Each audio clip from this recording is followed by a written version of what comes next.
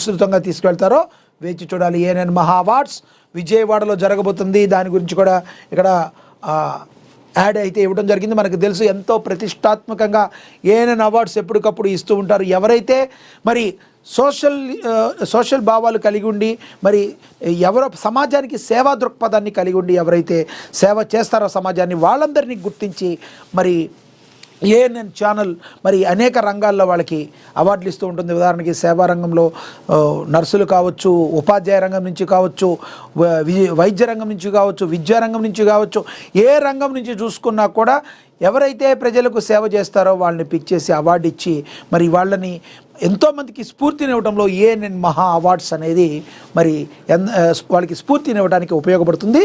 ఇది విజయవాడలో జరగబోతుంది. డేట్ ఇంకా ఫిక్స్ కాలేదు, ఫిక్స్ అవుతుంది. ఇక తదుపరి ట్రెండింగ్లో కాక్రోచ్ జనతా పార్టీ. మరి సుప్రీం కోర్టు చీఫ్ జస్టిస్ చేసిన ఓ వ్యాఖ్య ఇప్పుడు సోషల్ మీడియాలో కొత్త రాజకీయ ఉద్యమానికి దారితీస్తుంది. మైబీ కాక్రోచ్, నేను కూడా బొద్దింకనే అనే నినాదంతో కాక్రోచ్ జనతా పార్టీ ఆన్లైన్ సంచలనం సృష్టిస్తుంది. యువత ఎదుర్కొంటున్న సమస్యలు వ్యంగ్యంగా హాస్యంగా ప్రస్తావిస్తూ ఈ పార్టీ లక్షలాది మందిని ఆకర్షిస్తుంది. మే 15న ఓ కేసు విచారణ సందర్భంగా సిజేఐ సూర్యకాంత్ ఉపాధి లేని యువతను ఉద్దేశించి కాక్రోచ్ అంటే బొద్దింకల్లాగా ఉన్నారంటూ వ్యాఖ్యానించారని మీడియాలో వార్తలు వచ్చాయి. అయితే ఆ మరుసటి రోజు ఆయన స్పందిస్తూ తన వ్యాఖ్యలను తప్పుగా ప్రచారం చేశారని, దేశ యువతను కాకుండా నకిలీ డిగ్రీలతో న్యాయ వ్యూర్తిలో వచ్చేవారిని ఉద్దేశించి అన్నానని స్పష్టత ఇచ్చారు. యువతను వికసిత భారతానికి స్తంభాలు అని ఆయన ప్రశంసించారు. ట్రెండింగ్లో ఈ కాక్రోచ్ పార్టీ గురించి అయితే ఉంది. ఈ నేపథ్యంలో బోస్టన్ యూనివర్సిటీలో చదువుతున్న అభిజిత్ దిప్కే అనే విద్యార్థి కాక్రోచ్ జనతా పార్టీని ప్రారంభించాడు. సెక్యులర్ సోషలిస్ట్ డెమోక్రటీ లేజీ అనే పార్టీ నినాదం నిరుద్యోగిగా సోమరిగా నిత్యం ఆన్లైన్లో ఉండేవారు ఈ పార్టీలో సభ్యులుగా చేరవచ్చునని వ్యంగ్యంగా ప్రకటించారు. మరి ప్రారంభమైన 48 గంటల్లో ఈ పార్టీకి సంబంధించిన వెబ్సైట్ గీతం కూడా విడుదలయ్యాయి. ఎక్స్లో 40,000, ఇన్స్టాగ్రామ్లో 5.5 లక్షల మంది ఫాలోవర్లతో దూసుకెళ్తుంది. దాదాపుగా 1,00,000 మందికి పైగా ఆన్లైన్లో సభ్యులు చేరారు. నీట్ పేపర్ లీక్ వంటి అంశాలపై స్పందించే విద్యాశాఖ మంత్రికి రాజీనామాకు డిమాండ్ చేయడం, సిబిఎస్ఈ రీచెక్కింగ్ ఫీజులు రద్దు చేయాలని కోరటం వంటి చర్యలతో ఇది కేవలం మేం కాదని యువత గొంతుగా మారుతుందని స్పష్టమవుతుంది. తృణమూల్ కాంగ్రెస్ ఎంపీలు మరి మహువా మైత్రి, కీర్తి ఆజాద్ వంటి ప్రముఖులు కూడా ఈ పార్టీలో చేరడం విశేషం. మహువాను ప్రజాస్వామ్య ఫైటర్గా పార్టీ స్వాగతించింది. భారత యువత చాలా అవగాహనతో ఉన్నారని, తమ అసంతృప్తిని ప్రజాస్వామ్య పద్ధతిలో తెలియజేస్తారని వ్యవస్థాపకుడు అభిజిత్ దిప్కే పేర్కొన్నారు. మరి చూడాలి ఏం జరిగిపోతుందో. ఈ కాక్రోచ్ ఏంటో, ఈ కాక్రోచ్ గోలేంటో మరి త్వరలో తెలుస్తుంది ఎంతవరకు మరి ఏం జరగబోతుందని. పెట్రో బాదురు ట్రైలరే, మరో 13 నుంచి 17 రూపాయలు పెరిగే ఛాన్స్.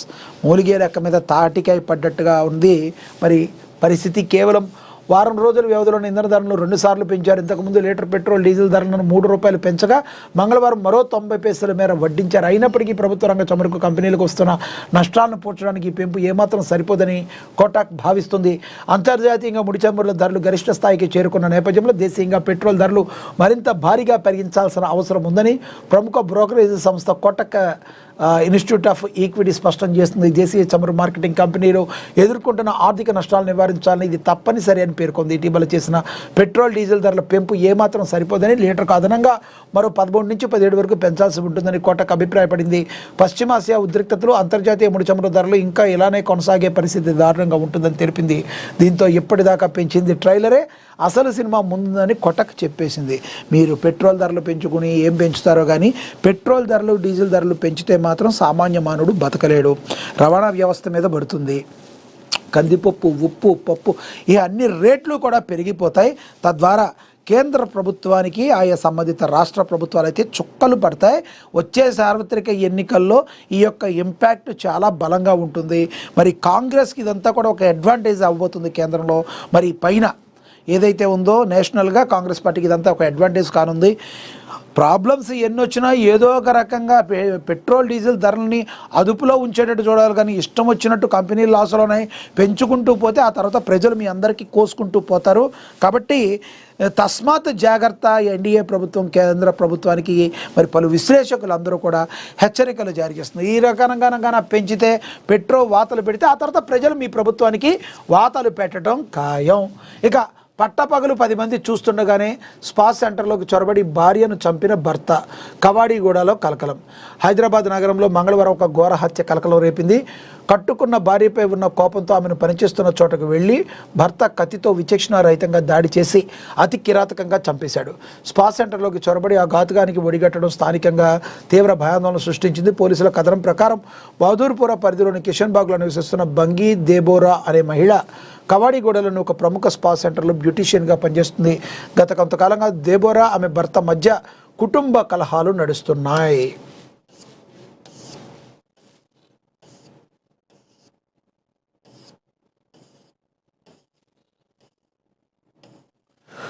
సో రోజులాగే మంగళవారం ఉదయం కూడా భార్యాభర్తల మధ్య గొడవ జరిగింది. తీవ్ర మనస్తాపానికి గురైన దేబోరా ఆ గొడవను పక్కన పెట్టి తన విధులకు హాజరయ్యేందుకు కవాడిగూడలోని స్పా సెంటర్కు వచ్చేసింది. భార్య తనతో గొడవపడి వెళ్ళడాన్ని తట్టుకోలేకపోయిన భర్త ఆమెపై తీవ్ర ఆగ్రహంతో ఊగిపోయాడు. ఎలాగైనా ఆమెను అంతమొందించాలనే పగతో కత్తితో కవాడిగూడకు బయలుదేరాడు. కవాడిగూడ రత్నదీప్ బిల్డింగ్లోని 4వ అంతస్తులో ఉన్న స్పా సెంటర్లోకి చేరుకున్న నిందితుడు ఒక్కసారిగా లోపలికి చేరబడ్డాడు. అక్కడ పనిచేస్తున్న దేబోరాపై తన వెంట తెచ్చుకున్న కత్తితో విచక్షణారహితంగా దాడి చేశాడు. ఆమె తేరుకునే లోపే కత్తితో పలుమార్లు పొడవడంతో తీవ్ర రక్తస్రావమైన దేబోరా అక్కడికక్కడే ప్రాణాలు కోల్పోయింది. స్పాలోని ఇతర సిబ్బంది భయంతో కేకలు వేయడంతో నిందితుడు అక్కడి నుండి పరారయ్యాడు. పోలీస్ స్టేషన్లో లొంగిబాటు. కవడిగూడలో భార్యను దారుణంగా హత్య చేసిన అనంతరం నిందితుడు అత్తాపూర్ పోలీస్ స్టేషన్కు వెళ్లి పోలీసులు ఎదుట లొంగిపోయాడు. తాను చేసిన నేరాన్ని ఒప్పుకున్నాడు. మరోవైపు సమాచారం అందుకున్న గాంధీనగర్ పోలీసులు వెంటనే ఘటనాస్థలానికి చేరుకుని దర్యాప్తు ప్రారంభించారు. క్లూస్ టీమ్ సాయంతో ఆధారాలు సేకరించారు. మృతదేహాన్ని స్వాధీనం చేసుకుని పోస్టుమార్టం నిమిత్తం గాంధీ ఆసుపత్రికి తరలించారు. కుటుంబ కలహాలే ఈ హత్యకు ప్రధాన కారణమని భావిస్తున్న పోలీసులు కేసు నమోదు చేసుకుని నిందితుడిని పూర్తి స్థాయిలో విచారిస్తున్నారు. పట్టపగలే కవాడిగూడ లాంటి రద్దీ ప్రాంతంలో ఈ దారుణం జరగడంతో స్థానికులు షాక్ అయితే గురయ్యారు.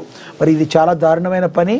ఆమె ఏ తప్పు చేసినా ఏమైనా ఆమెను చంపే హక్కు నీకెక్కడిది అని చెప్పి అందరూ కూడా మాట్లాడుతున్న పరిస్థితి. అదే నిజం కూడా.